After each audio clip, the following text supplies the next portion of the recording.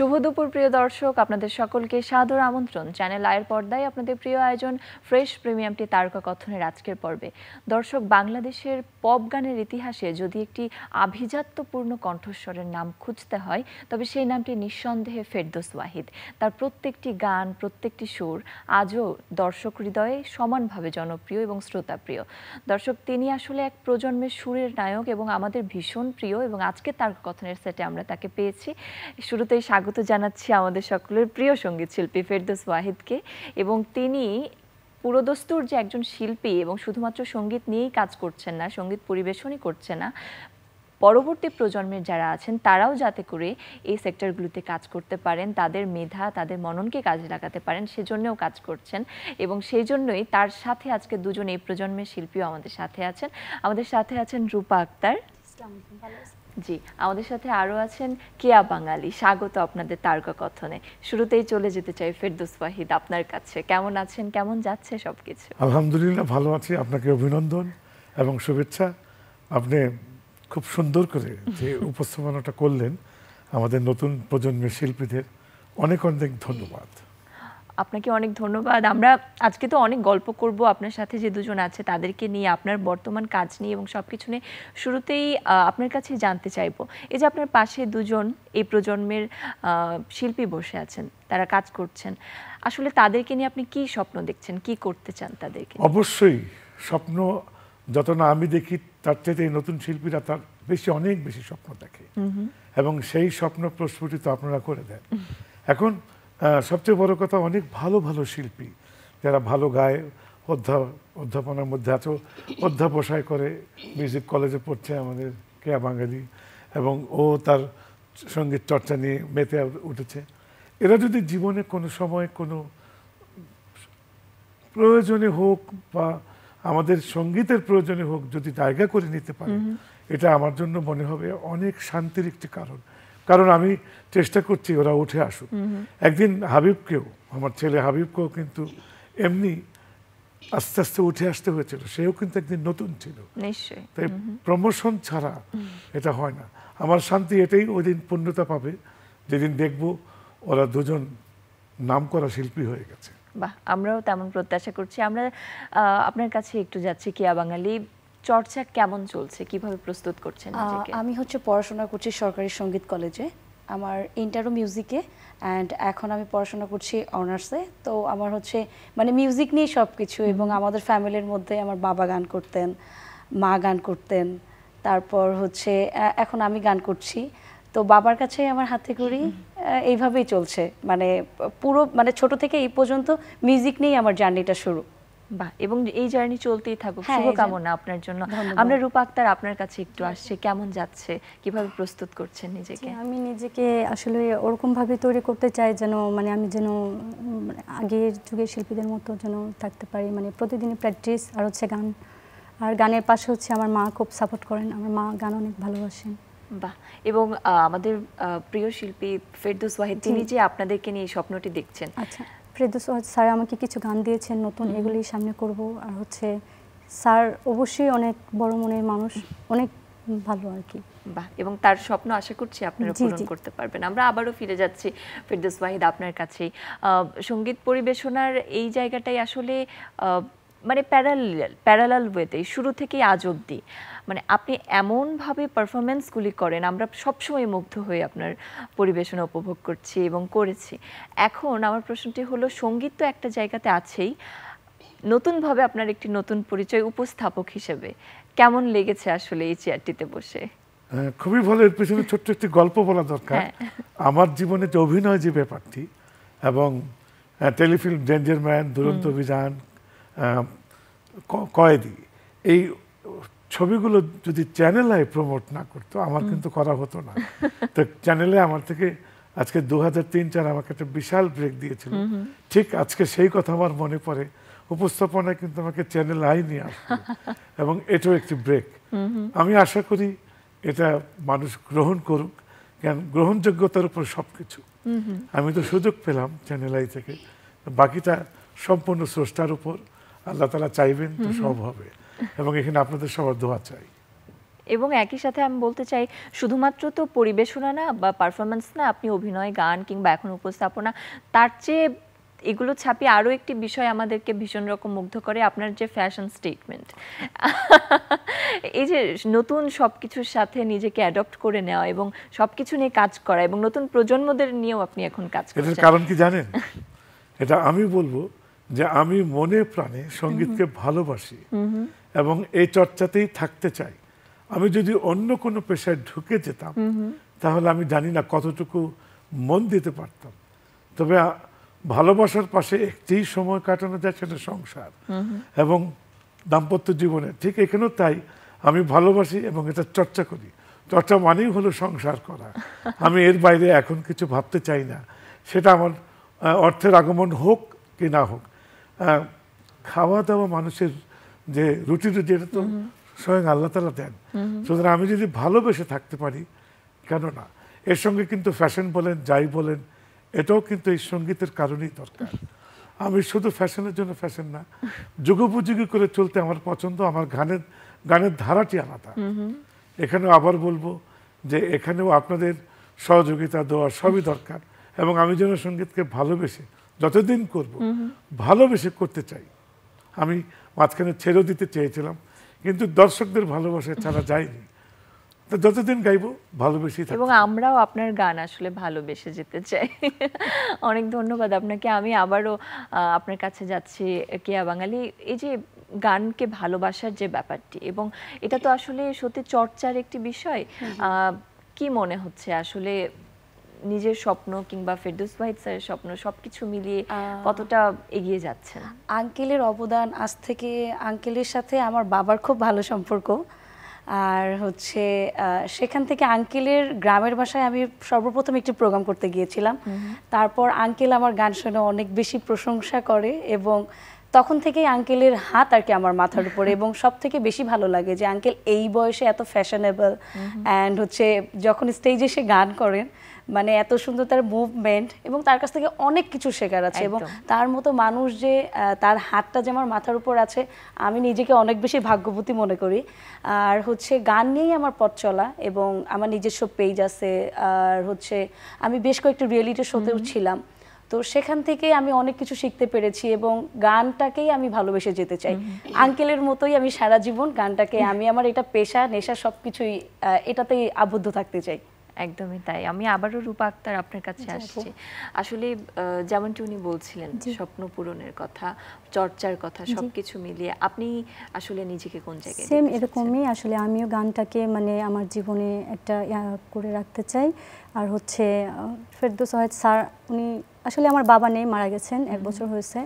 তো উনি যে ছায়ার মতো মানে ছায়া দেয়, এটাই জীবনে অনেক কিছু। এটাই নিজেকে অনেক ধন্য মনে করি, এবং উনি সব কিছু থেকে অনেক সাপোর্ট করেন গানের দিক দিয়ে। আর আমি চাই গানটাকে ধরে রাখতে। আমরা সঙ্গীতকে আমি অনেক ভালোবাসি, সঙ্গীত নিয়ে কথা বলছি, আমরা তার একটি গানও দেখে আসি। প্রিয় দর্শক, এ পর্যায়ে চলুন দেখে আসি আমাদের প্রিয় সঙ্গীত শিল্পী ফেরদৌস ওয়াহিদের গাওয়া একটি গান, এমন একটি মা দেনা।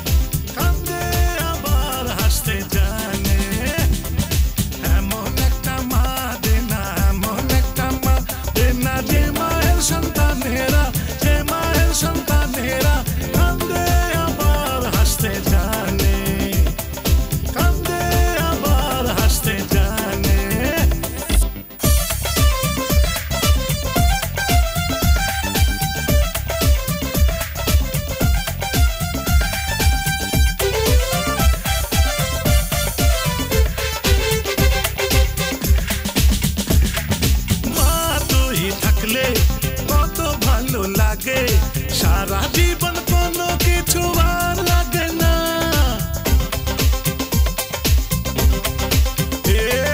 মা তুই থাকলে কত ভালো লাগে সারা জীবন কোনো কিছু আর লাগে না এমন মা হবি তুই যে মায়ের সন্তানেরা কাঁদে আবার হাসতে জানে কাঁদে আবার হাসতে জানে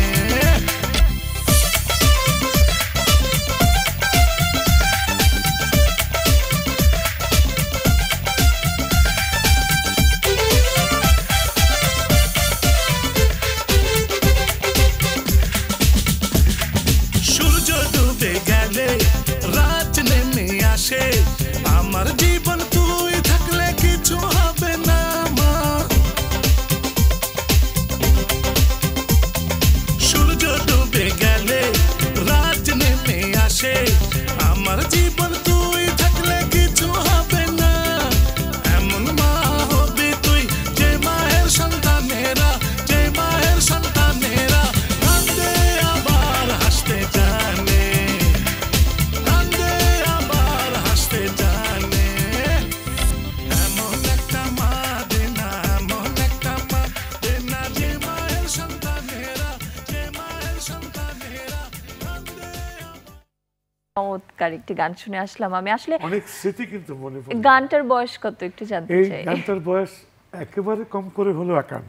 এবং এই গানটি এখনো শ্রোতাদের মাঝে এত জনপ্রিয়, এটা আসলে আপনাকে কিভাবে আমাকে অনুপ্রাণিত খুব করে? অদ্ভুত ভাবে এটা ভাবিয়ে তোলে। এটার পেছনে কিন্তু আবু সাইদ স্যার, আমাদের সাদা মনের যে মানুষ আবু সাইদ চৌধুরী, উনি বলেছিলেন, ওনার সপ্তপর্ণাতে গানটি প্রথম যায় ৭৫-এর শেষ দিকে। তো উনি যখন গানটি শুনে আমাকে বলেছিল তোমার গান তো যাবেই, তো তোমাকে আমি দুটো কথা বলে রাখি, আজ থেকে ২০ বছর পরেও এই গানটি সমান জনপ্রিয়তা থাকবে এবং আজকে ৪০-৫০ বছর চলে গেল একই জনপ্রিয়তা। এবং আমি ভাবি, আমি যখন স্টেজে উঠি এখনো আজকে এই গানটার ডিমান্ড চলে আসে। ৫০ বছরের উপরে একটি গান জীবদ্দশা কেমন দেখতে পাচ্ছে আমার মাথায় ঢোকে না সত্যি। এবং আব্দুল্লাহ আবু সাইদ স্যার আমাদের সকলের জন্য আসলে ভীষণ অনুপ্রেরণার মতো একজন মানুষ। আমি একটু জানতে চাইবো, প্রথম এই গানটি যখন মঞ্চে পরিবেশন করেছিলেন এবং এখন যখন গানটি দেখছেন এখনো সমানভাবে জনপ্রিয়, প্রথম অভিজ্ঞতাটা একটু শুনতে চাই। প্রথম অভিজ্ঞতা যেটা আমি একেবারে করলাম, এটা ছিল ওয়াবদ মিলনায়তনে। যখন গানটি করলাম ৭৩-এর সম্ভবত মার্চে, যখন হচ্ছিল তখন মানুষজন নতুন শব্দ, নতুন রিদম, সবকিছুতে তাদের ভিতরে একটা সাইলেন্ট হইচই পড়ে গেল। এটা আমি কখনো ভুলবো না। অনুষ্ঠানে আজম খানও প্রথম, সেও আমরা দুজনে গিয়েছিলাম। আর আজকেও যখন গাই আমার সবচেয়ে মনে পড়ে পুরোনো দিনের কথাগুলো, কিন্তু একই অনুভূতি, সবকিছু এক, শুধু ধরনটা পাল্টেছে। এবং আপনার এই দুর্দান্ত পারফরমেন্সের আসলে রহস্যটা কি আমরা জানতে চাই। আমি ছিলাম কানাডাতে আমার কৈশোরকাল, এলভিস প্রেসলিকে আমি খুব দেখতাম, সেটা আমি খুবই মনের মধ্যে গেঁথে গিয়েছিল। ভাবতাম যে দেশ যাব, এবং স্বাধীনতার আগ দিয়ে আমি কিছু কিছু প্রোগ্রাম দেখতে থাকি, ওদেরটা ধারণ করতে চেষ্টা করি। ভাবতাম দেশ কোনোদিন স্বাধীন হলে আমি এটাকে ইন্ট্রোডিউস করার চেষ্টা করব। বাহ, চমৎকার। এবং সেই সময় কি আসলে পপ সঙ্গীত এরকম তো জনপ্রিয় ছিল না? না, শুরুটা আজম এবং আমরা দুজনেই তো শুরু করলাম। আজম খানের রেকর্ডটা প্রথম বার হলো বাংলাদেশের সঙ্গীত আকাশে, এটি ছিল একটি বিস্ফোরণ। আমারটা তারপরে আসলো, এবং সবকিছু তো পাল্টে গেল। একদল ছিল যারা পছন্দ করছিল না, এখন ঠিক আছে। আর একদল, যেটা বলবো না, পুরো বাকি দলটাই যুব সমাজ একেবারে লুফে, যেটা একেবারে। আচ্ছা ম্যাডাম, আমি বলতে চাইছিলাম, ওরা ২ লাইন করে দর্শকদের একটু শোনানো যাবে না? নিশ্চয়ই। হ্যাঁ, নিশ্চয়ই। আমরা শুরুতেই কিয়া বাঙালি আপনার কাছ থেকে 2 লাইন শুনি। আচ্ছা, এখন যে গানটি করছি এটা হচ্ছে শাহ আব্দুল করিমের গান।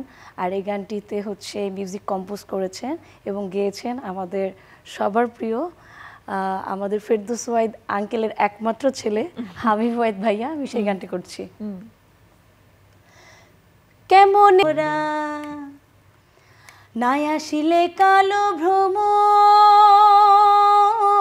কে হবে যৌবনের দোষর, নাই আসিলে কালো ভ্রম কে হবে যৌবনের দোসর সে বিনে মোর শূন্য বাসর সে বিনে মোর শূন্য বাসর আমি যে অন্তে মরা আমি ফুল বন্ধু ফুলের ভ্রমরা সখী গো আমি ফুল বন্ধু ফুলের ভ্রমরা। বাহ, চমৎকার। এবং আসলে ফেরদৌস ওয়াহিদ নামটার সাথে সাথেই কেমন ভাবে হাবিব ওয়াহিদ নামটা চলেই আসে সব ক্ষেত্রেই। আমি একটু জানতে চাইবো আসলে ছেলের সাথে শিল্পী হিসেবে সম্পর্কটা কেমন ফেরদৌস ওয়াহিদের? ও শিল্পী হিসেবে যতটা সহজ, কিন্তু মিউজিক ডিরেক্টর হিসেবে খুব কঠিন। একবার ওর সুরে একটি গান আমি গাইতে গেলাম, তো বললো যে তোমাকে তো কষ্ট করতে হবে। 3 দিন লেগেছিল, 128টা টেক নিয়েছিল, তারপরে সে গানটা ওকে করেছে। তার এই লাইনটা ভালো লাগে তো ওর অনুভূতি হয় না, এবং এরপর থেকে আমি বুঝলাম সে একেবারে পারফেক্টটা করতে চায়। এটা আমার যত বিরক্তই লাগুক না কেন, এটা ওর জন্য খুবই ভালো। এবং আমার বিশ্বাস হাবিব নিজেও সঙ্গীতকে খুব ভালোবাসে। একদমই তাই, এবং সেজন্য সেও কিন্তু বাংলাদেশে নতুন ধারার সঙ্গীতও শুরু করেছেন। আমি আপনার কাছে আরো একটি প্রশ্ন জানতে চাইবো আপনার ছেলেকে নিয়ে। ছেলেকে যখন নিজের অনুষ্ঠানে অতিথি হিসেবে পেলেন, উপস্থাপকের জায়গা থেকে সেই অভিজ্ঞতাটা কেমন ছিল? চমৎকার, চমৎকার। এটাই ছিল আমার মনে হয় প্রথম বাবা ছেলের মধ্যে একটি শিল্পী ভাব। দুজনেই শিল্পী, এবং আমি একটু অনুষ্ঠান উপস্থাপনা করছি, হাবিব আমার গেস্ট। আমরা একটু অনুষ্ঠানটা সম্পর্কে শুনি। অনুষ্ঠানের নাম, কখন দেখাচ্ছে, কিভাবে দেখতে পাবেন? খুব ভালো লেগেছে যে নিজের সন্তানকে দিয়ে আমার জীবনের একটি গুরুত্বপূর্ণ অধ্যায় শুরু হলো, এবং হাবিবকে দিয়েই শুরু হলো। এটার অনুভূতিটা আমি এক কথায় বলবো চমৎকার। অনুষ্ঠানটি কিভাবে দেখতে পাবেন দর্শকরা একটু বলে দিতে হবে। প্রতি বুধবার বিকেল 5:30টায় এই চ্যানেল আইতে। অনুষ্ঠানের নাম চেনামুখ দুঃখ সুখ। বাহ, চমৎকার। আমরা একটু রূপা আক্তার আপনার কাছে আসি, আপনার 2 লাইন গান শুনি। আমি একটি ফোক গান করছি, আশা করি ভালো লাগবে। শোন বন্ধু তুই আমারে করলি রে দিওয়ানা, শোন বন্ধু তুই আমারে করলি রে দিওয়ানা, মনে তো মানে না দিলে তো বোঝে না, মনে তো মানে না দিলে তো বোঝে না। শোন বন্ধুর মুখের হাসি যেন পূর্ণিমা শশী, শোন বন্ধুর মুখের হাসি যেন পূর্ণিমা শশী, হাসিতে হইলাম পাগল ঘরে থাকতে দিলা না, মনে তো মানে না দিলে তো বোঝে না, মনে তো মানে না দিলে তো বোঝে না।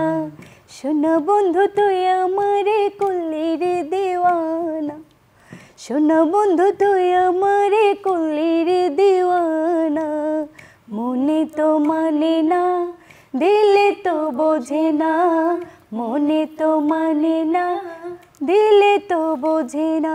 Very good. আমি একটা কথা বলতে চাই, চ্যানেল আই কিন্তু একটি লাকি চ্যানেল।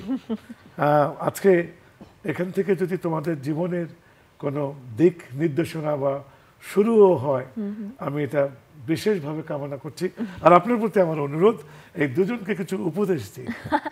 আমি উপদেশ দেওয়ার আগে আপনার কাছ থেকে আমি শুনতে চাইবো, তরুণ প্রজন্মের যারা সঙ্গীত চর্চা করছেন তাদেরকে আপনি কি বলবেন? হ্যাঁ, আমি এটাই বলবো, যারা সেটা যদি কেউ এমন শিক্ষার্থী থেকে থাকে, আপনারাও শুনবেন যে তোমরা সবসময় চর্চার মধ্যে থাকবে। মনে রাখবে এই যে এটি একটি ফার্নিচার, যদি এটিকে মোছা না হয় তাহলে কিন্তু 15-16 দিন পরে দেখবে ধুলাবালি পড়ে গেছে। ঠিক সঙ্গীতের চর্চাটা না থাকলে, বিশেষ করে উচ্চাঙ্গ সঙ্গীতের চর্চাটা যদি না থাকে, এরকম কণ্ঠের ধুলাবালি পড়ে যাবে, এবং কণ্ঠের সব কিছু সতেজতা থেকে শুরু করে শক্তি সব কমে যাবে। আর তোমরা চর্চার চাইতে টিভি মুখী এখনই যেতে হবে, এবং অর্থের দিকে না ঝুঁকে আগে নিজেকে তৈরি করো। একদিন জীবনে অনেক কিছুই পাবে, হয়তো সব কিছুই পাবে। বাহ, চমৎকার, চমৎকার। সত্যি ভীষণভাবে আমরা অনুপ্রাণিত হলাম। আমরা একটু জানতে চাইবো যে ইন্ডাস্ট্রিতে আমরা অনেকগুলো শাখাতেই আপনাকে দেখেছি, নানানভাবে নিজেকে উপস্থাপন করেছেন, কখনো অভিনয়ে, কখনো গানে, কখনো সিনেমাতেও আমরা আপনাকে দেখেছি, নাটকে দেখেছি। আর কোন কোন জায়গাতে আমরা আপনাকে দেখতে পারবো, বা অভিনয়ে আর নতুনভাবে কোনো কিছু আসছে কিনা? না, আমার ফটোগ্রাফিটা খুব ভালো লাগে, যে কারণে আমাকে যখন পরিচালক সমিতির মেম্বার হতে গিয়েছিলাম, বললো আপনি তো একজন জনপ্রিয় শিল্পী, আমরা জানি, তা আপনি কেন হঠাৎ করে এটা আসলেন? আমি বলেছিলাম যে আমার নতুনত্বের প্রতি আমার এটা অন্বেষণার থেকে আমি এসেছি, আমার খুব ভালো লাগা। উত্তরটা তাদের ভালো লেগেছিল, আর তেমন কিছু জিজ্ঞেস করে তাই যদি হয় তাহলে আসুক। এবং আমার অভিজ্ঞতাটা তারা জানলো, তারা জানে আমি ক্যামেরার সামনে আসি, আমি যাই, তাদের ভালো লাগে। এখন যেটা আমার ইচ্ছা আছে যে আপনারা যেমন খুঁজে বেড়ান না শিল্পী পথে ঘাটে, আমি নিজেও এখন যেহেতু গ্রামে চলে গেছি, গ্রামের মাঝে আমি এদের ছাড়াও নতুন নতুন ট্যালেন্টকে খুঁজে বার করার চেষ্টা করছি। এটি আমার একটা নতুন শখ। আমি যদি আমার দ্বারা কিছু কাজে আসে, কেউ আসতে পারে, আমি নিজেকে ধন্য মনে করব। এবং আমি আরও কিছু কিছু অভিনয় করতে চাই, কিছু কিছু যেমন গানের ধরন চেঞ্জ করতে চাই, রবীন্দ্রসঙ্গীত, নজরুল গীতি, এগুলোর দিকে আমি কিছু ঝুঁকতে চাই। তারপরে উচ্চাঙ্গ সঙ্গীত আমার প্র্যাকটিস আছে, আমি শিখেছি ওস্তাদ ফজলুল হক সাহেবের কাছে। উনি আমার শেষ ওস্তাদ ছিলেন।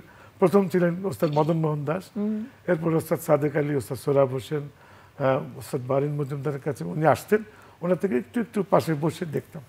আমার গানের প্রেরণা ছিল আমার সবচেয়ে প্রিয় শিল্পী আব্দুল আলিম সাহেব। আচ্ছা, ওনার গান আমি ঘন্টার পর ঘন্টা ওনার পাশে বসে শুনতাম। যে কারণে হোক আমাদের বাসায় আসা হতো, রাত বিরাতে গান করতো, আমি শুধুই শুনতাম। একটা মানুষের কণ্ঠে এমন আবেগ এবং মধুর কিভাবে হতে পারে? ওই অনুপ্রেরণাগুলো পেয়ে আমারও এখন খুব স্বাভাবিকভাবে মানুষের মাঝে চলে যেতে মন চায়, এবং সেটা গান দিয়ে হোক না, আরো কিছু যদি হয়, আমার খুব ইচ্ছে এটা। বাহ। এবং কিছুক্ষণ আগে আপনি বিরতির কথা বলছিলেন, আপনি দুবার বিরতি নিয়েছেন এবং গ্রামে চলে গেলেন, তখন কি আসলে নিজেকে নতুন ভাবে আবিষ্কার করেছেন বা নতুন কোনো উপলব্ধি নিজের মধ্যে এসেছিল কিনা? অবশ্যই কিছু বলবো, কিছু বলা যাবে না, থাক না, ওটা হয়তো একদিন সবাই জানতে পারবে। কিন্তু যেটা হলো, নতুনত্বের মধ্যে যেটা আমার ভালো লেগেছে, গ্রামের প্রকৃতি, গ্রামের সহজ সরল যে একটা ভাব, আমি চাই আর না চাই এটা চলে আসে।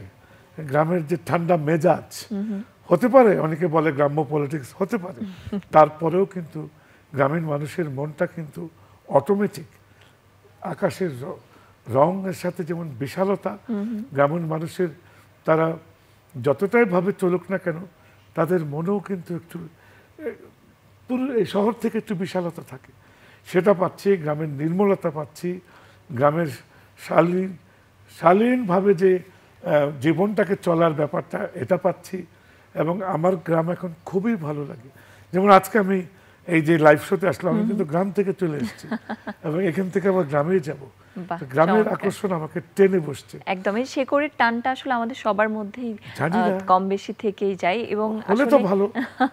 তবে গ্রামের একাকিত্বটা আমার কাছে লাগে একটি ডিভোশন, এটি একটি সাধনা। সেটা সঙ্গীত সাধনা তাও না, জীবনের অনেক কিছু জানার সাধনা। একদম, এবং এই সাধনায় আপনি মত্ত থাকুন, এবং যাদেরকে নিয়ে স্বপ্ন দেখছেন তারা যেন আপনার স্বপ্ন পূরণ করতে পারে, সেটি আমরা প্রত্যাশা রাখি। আপনাদের সহযোগিতা দেওয়া আছে। একদমই তাই, আপনাকে অনেক ধন্যবাদ।